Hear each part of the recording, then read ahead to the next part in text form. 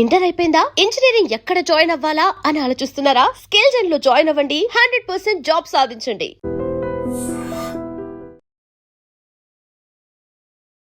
నమస్కారం, welcome to I dream. ధర్మ మార్గం విత్ విజిత కార్యక్రమానికి స్వాగతం.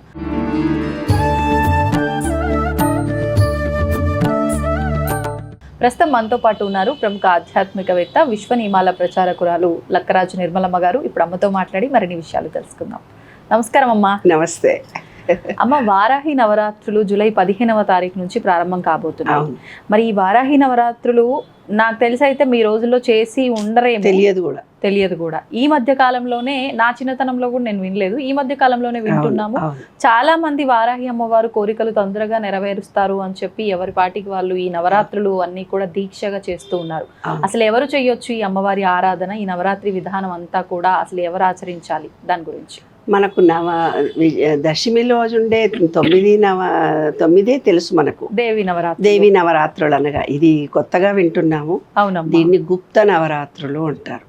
గుప్తం అంటే సీక్రెట్ గా ఉండే నవరాత్రులు అని అర్థం.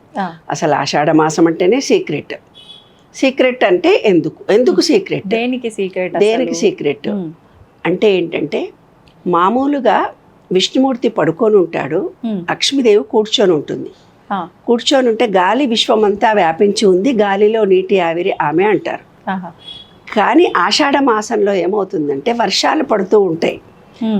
అంటే గాలిలో నీటి ఆవిరి కాదు, ఆమె నీరు రూపంలోనే ఈ విశ్వమంతా వ్యాపించి వర్షాలు పడుతూ ఉంటాయి. వర్షం అంటే ఈ అమ్మవారి రూపాలు 3 రూపాలు త్రిగుణాత్మకంగా ఉంటుంది. ఒకటి అమ్మవారు పార్వతి రూపంలో ఉంటుంది, లక్ష్మీ రూపంలో ఉంటుంది, సరస్వతి రూపంలో ఉంటుంది. ఆ నవరాత్రులను మనం ఏం చేస్తాము, శక్తి రూపిణి పార్వతీదేవి రూపాలుగా భావించుకుంటాం. శ్రావణ మాసంలో వచ్చే నోములు వ్రతాలు అన్నీ లక్ష్మీదేవికి సంబంధించింది. ఇక మిగిలింది ఎవరమ్మా? సరస్వతి. ఆ సరస్వతి అనేది ఓపెన్గా ఉండదు, గుప్తంగా ఉంటుంది. అయితే నీవేదో పిహెచ్డి ఎంఫిల్ చదివావు, నా దగ్గరకు వచ్చావు, నేను చూడంగానే నువ్వు ఎంఏ పిహెచ్డి చదివిండ నాకేమైనా తెలుసా? తెలీదు.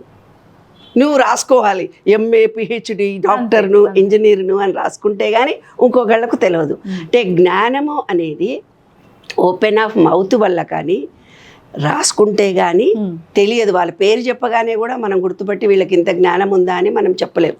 ఇక్కడికి ఎవరి దగ్గరికి పోతే, నమస్కారం మేడం, మీరు యూట్యూబ్లో వస్తారు. యూట్యూబ్లో వచ్చేది కాదే, నేను ఒక రచయితని నేను చెప్పుకోవాల్సి వస్తుంది కదా. అంటే జ్ఞానము అనేది నిక్షిప్తంగా నిగూఢంగా దాచుకొని ఉంటుంది అని అర్థం అనమాట. అందుకే ఇవి గుప్త నవరాత్రులు. అంటే సరస్వతీదేవి ఇందులో నుంచి ఉద్భవిస్తుంది, సరస్వతి శక్తి ఉద్భవిస్తుంది అని అర్థం. నాన్న, సరస్వతి ఎట్లా ఉద్భవిస్తుంది సైన్స్ పరంగా, అదే విశ్వ నియమాల్లో రాసినటువంటి విశ్వరహస్యాలు. ఏంటి రహస్యాలు ఉన్నాయి ఇక్కడ అంటే, ఏంటి రహస్యాలు? సరస్వతి అంటే ఏంటి, జ్ఞానం అంటే ఏంటో. ఏంటమ్మా అంటే ఏముంది, ఇప్పుడు ఆషాఢంలో వర్షాలు పడతాయి. వర్షాలు పడ్డప్పుడు భూమిలో వేసిన విత్తనాలు ఏవైతే, అసలు మీకు తెలుసా, బియ్యం నాటుతారు కదా, వరి నాట్లు, వాటికి ఎన్ని రోజులు నీళ్లు పోస్తారో తెలుసా? నీళ్ళల్లోనే ఉంటుంది ఆ చెట్టు. నీరు చాలా ఎక్కువైతే గానీ ఆ వరి పంట పండదు. ఆ బియ్యానికి 1కి 2 నీళ్లు పోస్తాం మనం. బియ్యం 1 గ్లాసు బియ్యానికి 2 గ్లాసులు 2.5 పోస్తే గానీ అన్నం పొడి పొడిగా మంచిగా కాదు. అంటే ఏంటి, అంత నీరును తీసుకొని ఆ విత్తనం తయారైంది. అది గుప్తంగా. అంటే ఏంది, భూమిలో వేసిన విత్తనము చిగురించడానికి, అది అంటే మొక్కగా మారడానికి భూమిలో ఒక ప్రకృతి సిద్ధంగా ఒక ప్రక్రియ జరుగుతుంది. అది సీక్రెట్గా జరిగే ప్రక్రియనే కదా, మనకు కనిపించదు. ఏ మొక్కలు, మీరు ఏదన్నా మొక్కలు నాటుతారు, వర్షాకాలంలో కొంచెం తెచ్చిపెట్టవా, మందారం మొక్క తెచ్చిపెట్టవా, మల్లెపూ మొక్క వర్షాకాలంలో తెచ్చిపెట్టవా, ఇప్పుడు వర్షాకాలం స్టార్ట్ అయింది అంటాం. ఎందుకు వర్షాకాలంలోనే పెట్టాలి, ఎప్పుడైనా పెట్టుకోవచ్చు కదా. కానీ వర్షాకాలంలో నాటిన చెట్టు ఎంత తొందరగా భూమి నుంచి స్వీకరించి భూతత్వంలో నుంచి పైకి వస్తుందో, ఎలాగైతే ఇప్పుడు వర్షాభావం ఇప్పుడు ఈ సంవత్సరం లేదు, కానీ మామూలుగా వర్షాకాలం టైం ఆషాఢము శ్రావణము అంటేనే వర్షాలు కురిసే టైము, అది రైతులకు ఒక పండుగ దినము. కాబట్టి భూమిలో ఒక ప్రక్రియ జరుగుతుంది, అవే గుప్తంగా జరుగుతుంది. అవి 9 రోజులు. ఆ 9 రోజులు గుప్తంగా శక్తి లభిస్తుంది. అంటే ఈ 9 రోజుల్లో మొదటి రోజు మీరు సంకల్పం చేసుకోవాలి. అంటే విత్తనాన్ని నాటాలి. ఏం విత్తనం అంటే మీ ఇష్టం వచ్చిన కోరికని ఏదైనా మనసులో తలుచుకొని అమ్మవారిని తలుచుకొని పూజ చేయొచ్చు. రెండో రోజు ఆ సంకల్పానికి తగినటువంటి ప్రయత్నం ఏదో ఒకటి మీరు చేయాలి. మూడో రోజు యాక్షన్ ఆఫ్ ప్లానింగ్లో ఉండాలి. తర్వాత అట్రాక్షన్ ఆఫ్ లా ఫలించే రోజు 4వ రోజు. ఈ అట్రాక్షన్ ఆఫ్ లా ఫలించే రోజుకు చేయాల్సినది, ఒకరోజు దాన ధర్మాలు చేయాలి, ఒకరోజు అన్నదానం చేయాలి, ఏదో ఒకటి దానం చేయాలి, మంచి పనులు చేయాలి, ఒకరికి ఉపకారం చేయాలి. ఎప్పుడైతే నీలో కృతజ్ఞత ప్రేమ కలిగి ఉంటాయో ఈ విశ్వం నీతో డైరెక్ట్గా మాట్లాడుతుంది. ఈ 9 రోజులు అంటే ప్రతి విషయంలో ఇప్పుడు మనకేదో ఉంది, అబ్బా లేదు లేదు లేదు లేదు అంటారు. లేదు అని కదా, మనకు అన్నీ ఉన్నాయి. నిజానికి మనకు చాలా ఉన్నాయి, కానీ అది లేదు ఇది లేదు ఇది లేదు అది లేదనే మాటలు మనం బయట నుంచి వింటుంటాం. ప్రతి వ్యక్తి నోటి నుంచి వింటుంటాం. ఒక వ్యక్తి వచ్చి నా దగ్గర నాకు ఏమీ లేదు అన్నప్పుడు, కళ్ళు ఉన్నాయి కదా నాన్న, ఉన్నాయిగా, చెవులు ఉన్నాయి కదా నాన్న, కాళ్ళు ఉన్నాయి కదా నాన్న, చేతులు ఉన్నాయి కదా నాన్న, ఏమన్నా పని చేసుకోవచ్చు కదా నాన్న అంటామా అనమా మనము? అంటే మనకు అన్నీ ఉన్నాయి. ఆ ఉన్నదానితో తృప్తి లేక నాకు అది లేదు ఇది లేదు ఇది లేదు అది లేదు అని అనుకుంటాం. అంటే ఏంటి, ఎప్పుడైతే మనకు సమృద్ధిగా భగవంతుడు మనకు ఎంతో కొంత ఇచ్చాడు, ప్రతి వాళ్ళకి ఇచ్చాడు, దానికి ఫస్ట్ కృతజ్ఞత కలిగి ఉండాలి. ఈ విశ్వం మనకు తినడానికి తిండిస్తుంది, తిన్న ఆహారం జీర్ణమవుతుంది, ఉండడానికి పడుకోవడానికి ఒక నీడ ఉంది. ఈ విశ్వం కరెక్ట్గా పనిచేసి మన శరీర మెటబాలజీ సిస్టమ్ను కరెక్ట్గా చేస్తుంది. దానికి ఒక కృతజ్ఞత కలిగి ఉండాలి, ప్రేమ కలిగి ఉండాలి. ఈ స్థూల శరీరం పైన నిశ్శబ్దమైనటువంటి ప్రేమ కలిగి ఉండాలి. ఫస్ట్ శరీరంలో ఏ పార్ట్ని అయితే మనం ప్రేమించుకోమో ఆ పార్ట్ జబ్బు చేస్తుంది. అతిగా ఎవరికైతే ఈ అందం మీద చాలా ప్రేమ ఉంటుందో, అందంతో స్కిన్ ఎలర్జీ లాంటివి వచ్చి అందవిహీనులుగా తయారవుతారు. అంటే ఏంది, ఏదైతే మనిషికి చాలా ఇష్టంగా ఉంటుందో అందులోనే మనిషికి ఇబ్బందులు వస్తాయి. కాబట్టి ఈ 9 రోజుల్లో మనం చేయాల్సింది ఏంటంటే సంకల్పం చేసుకోవచ్చు. భూమి అమ్ముడు పోకపోయినా ఇల్లు కొనాలనుకున్న వాళ్ళైనా వారాహి నవరాత్రుల్లో ఒకరోజు భూతల్లికి, అంటే భూమి శక్తి పెరుగుతుంది అని అర్థం. ప్రకృతి శక్తి నుంచి భూమి శక్తి పెరుగుతుంది.